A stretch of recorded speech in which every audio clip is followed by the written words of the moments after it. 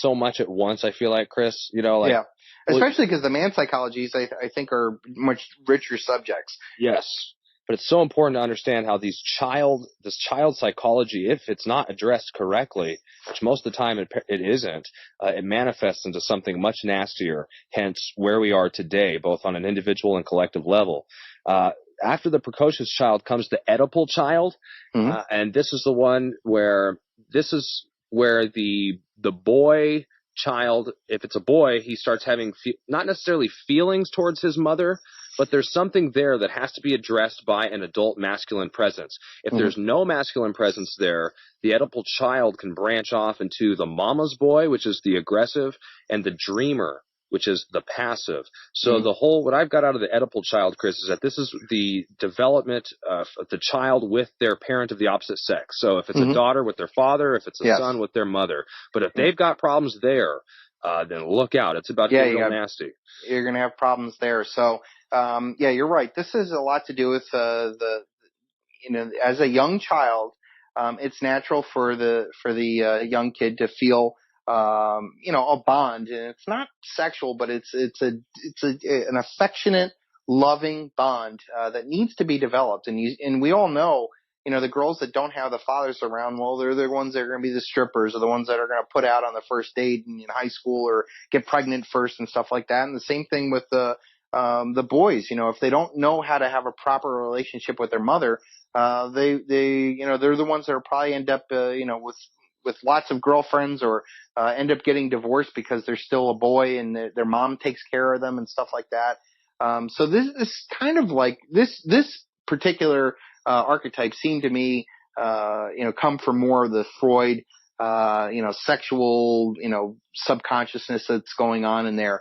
And again, these are all natural feelings that we have, that need to be guided towards a healthy relationship and understanding roles and intimacy and love and respect and stuff like that. And if they're not addressed, they ended up, whatever one is being repressed the most is going to ultimately be the one that's the downfall for the individual as they get older, because it's either going to have them in a childlike relationships where you hear about these men or women that can't commit, or don't know how to be a loving person and stuff like that. And this is very important part of our lives. We talk about money and finance and stuff like that, but if you're unable to connect with individuals because you don't have these the proper role models addressed, it's very difficult. I mean, you come from a divorced family, we're probably going to end up being a divorced adult, and then you're probably going to do that after you have kids. So then your kids are going to do this. This is how all this stuff gets unconsciously passed down, because people aren't addressing this Oedipal child. They're not learning how to love and do this. I read Men Are From Mars, Women Are From Venus. I thought that was a kind of opening up to me of even understanding that there's different psychologies that go along with men showing love. We provide, and that's how we show love, and women show love differently, and we need to understand and respect these people. So what did you get from it?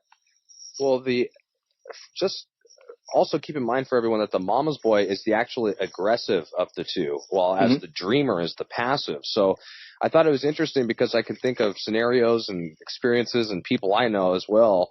But the mama's boy, that one's pretty self-explanatory. But the dreamer takes the concept of the mama's boy further and puts it into their own head. So the dreamer is the one who says, well, I don't want to play at recess. I just want to sit and, think fantasize. All my friends are in my head. These are ones who, their girlfriend could be in their head. And again, this is a child psychology that will, if not addressed, grow into a skewed, adult twisted kind of version. But it starts with either being too attached to mom on one extreme, and then the passive one fantasizing about it all and just kind of, I got the idea, like, seeing a kid in his dark, you hear the stories about the young kids playing video games in the basement all day and like have no friends, and they talk to unicorns and drink Mountain Dew all day and like that kind of stuff. That had me thinking of the dreamer. And I kind of related to like girls who, kind of write their fantasy novels and, grew up looking for Prince Charming, and they're so wrapped up in that psychology, that passive, psychology that, they never really get into a real relationship and end up, reading books and having cats. Like that's that kind of passive mentality where they're so wrapped up in their own fantasy dreamer world, that they're not, properly developing that part of their personality into a real mature relationship that, it's not all, heroes and, princesses. And that was one of the things that, they talked about how, when we get into the hero that, the hero, well, I don't even want to do that. So go ahead. Sure. We can move on to the hero. I think the other thing to keep in mind with the Oedipal child, the last one that I took away, Chris, was that it mainly deals both with child and then ultimately as an adult with the sensual pleasures, the pleasures of the world, whether it's sex, whether it's drugs, whether it's addiction, food, fast cars. It's that has to do with the Oedipal child. That's where it starts. Your relationship with the sensual pleasures. But then finding a balance, it's right. You can't do anything too much. And I think it's about finding a balance, because if, you're too aggressive with it, you'll be 50 Shades of Grey. If you're too, passive with it, then, you'll end up, Catwoman. Right. So it's important, again, to mention or point out that according to the authors, this is where, at least I got this from them, Chris, was that the adult has to be present there to help it with this phase, with the Oedipal child. Yes. And if they're not there, then, or if they're there but in a still boyish or adolescent state of mind themselves, this will not be addressed properly. And look at the addiction problems we have today. Look at the statistics about pornography and all those other things. I mean, there's a lot of people that have some Oedipal child problems in the U.S. I mean, just as an example, Robin Thicke, who sang that really popular song with Pharrell, I forget what it was, but it is a super popular song, being about a good girl, or whatever the song is. I'm not going to sing it for you. But anyways, Robin Thicke ends up hitting this big, huge thing, and ends up getting divorced from his wife. He claims that he loves her and all this other stuff, and it's because he's a boy. He's got this boy complex, and I'm sure he probably did something he wasn't supposed to do. But it's not Robin Thicke's fault. It's Alan Thicke, his father, who, when I heard him interviewed, he's having Playboy playmates over his house, and he's acting like a boy, and they're not men. And yet these are the guys that are multimillionaire, rock stars and making a killing. These are the role models that we have in our society. And another thing to add on to that, and this, we talked about the initiations, the pseudo-initiations being a big cause of the problems we see today. But the other epic problem that is global, this global epidemic that's happening around the world, is the lack of the quote-unquote village elders, the wise, older, sage, mentor. And I think that kind of can tie in right there with the adult being present during the Oedipal child phase. And Moore and Gillette point out that because our older men aren't even filling the role of older men in the past, they're playing golf, not mentoring young people. This is making it even worse. And it's not happening just here. It's happening everywhere. So I thought it would be a good time just to point that out. That's another epic reason why things are as bad as they are, is because the adult men are not fulfilling their role as to the younger men. And again, it's not your fault. But now you have to address it. Like, okay, you had a shitty father, you had a shitty mother, divorce, drug abuse, you've made mistakes or whatever. Maybe you're divorced and all that other stuff. Now's the time. There's no more excuse. You now recognize this is the path of making yourself better, making your relationships better, being a better role model for the next generation. So we can stop passing this along, because, I was talking with my wife.